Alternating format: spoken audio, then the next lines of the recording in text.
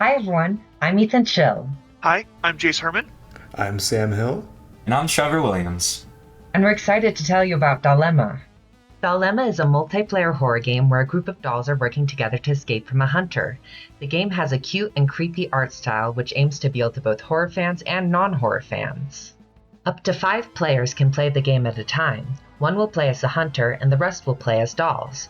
Dolls can use their unique skills or find items to help them survive. The goal of the dolls is to find key items that will help them unlock an escape point.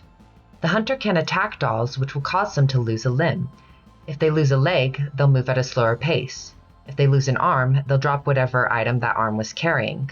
Dolls can use healing items to reattach these limbs. Through playing mini-games, dolls can earn healing items or objective items. As the player plays the game, they'll level up and gain currency, which they can use to unlock new character abilities. I'm going to be walking you through our demo, and so here we've got the menus. In the collections menu, you can see what perks you own, what perks you don't own, buy perks. You go to the loadouts menu, it'll show you what abilities you have active and allow you to change that. You go back out, you've got your achievements, and then your standard boilerplate settings for most video games. So if you go into play, you've got host lobby, lobby list for just seeing what's up, and then join a friend if you got any friends active. But so I'm going to host a lobby, and then you can see our maps. I'm going to select Clock Tower, and I'm going to select the hunter choices around Robin for this demo. And then, as you can see, it threw us into our waiting room, and so you have the quest board for various quests to play in the game, along with some challenges. And then in the various rooms in the lobby list, you can see this is our skill check mini game, and then each room has its own unique mini game. This one's got the fishing mini game, as you can see, and then the last one is the memory game mini game, and all of these will spawn throughout various maps. But so I will take us into the Clock Tower map now.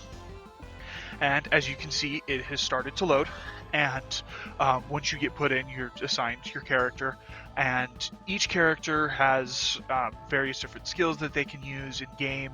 As you can see, that was a locked room with lights. One of the main objectives in the clock tower is to find objects in those drawers around if you are a doll.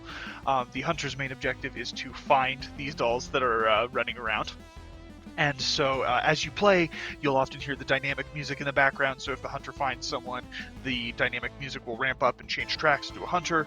But so as you can see there, the hunter just dashed and then he found the survivor. So he attacks and takes them out. And then there's an example of where you would put the cogwheel item. And then, I was going to say, you can see various dolls are running around. He's performing a mini game and he just got the needle and thread item. The last thing I want to highlight on this Clock Tower map is, as you can see, I've found the last survivor, and that survivor has found the cogwheel, and he places it into the cogwheel mechanics, and it lowers the gate and turns on the light. And then so as the hunter attacks him, you can see he drops the item, and then he slows down as he loses a leg, and then it takes us to our game over screen. You can see some of the basic information in the game over screen, such as your statistics, your progress, and then finishing game will take us back to the lobby. So now I want to show off the other map that we've made, it's the dungeon. And so as you can see, there are torches on the wall.